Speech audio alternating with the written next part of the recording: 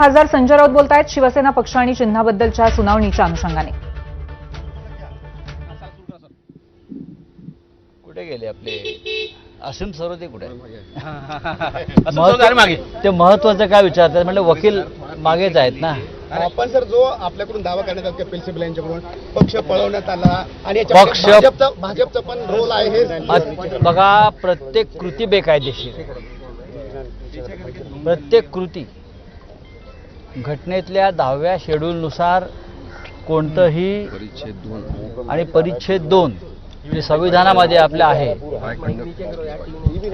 हे सगळे डिस्क्वालिफाय होतील, हे सगळे बरखास्त होतील। शिवसेनेचं चिन्ह आणि मूळ शिवसेना ही त्यांच्याकडे अत्यंत बेकायदेशीरपणे सोपवलेली आहे। कोणताही नियम, कोणताही कायदा आणि कोणतंही संविधानातलं कोणत्याही सेक्शननुसार काम झालं नाही, हे आज कपिल सिब्बल यांनी मुख्य न्यायाधीशांच्या पीठापुढे मांडले। विधानसभा अध्यक्षांची महत्वाची जबाबदारी होती, पण बघू आता हळूहळू होईल ना ते। तर खासदार संजय राऊत बोलत होते आणि त्यांनी असं म्हटलेलं आहे की प्रत्येक कृती बेकायदेशीर आहे। अर्थातच शिवसेना पक्ष आणि चिन्हाची सुनावणी आज पार पडली, त्याच्यामध्ये कपिल सिब्बल यांनी ठाकरे गटाची बाजू मांडलेली होती, त्या पार्श्वभूमीवर ते बोलत होते। शिवसेनेचं चिन्ह त्यांना बेकायदेशीरपणे दिलेलं याचा त्यांनी पुनरुच्चार केला आणि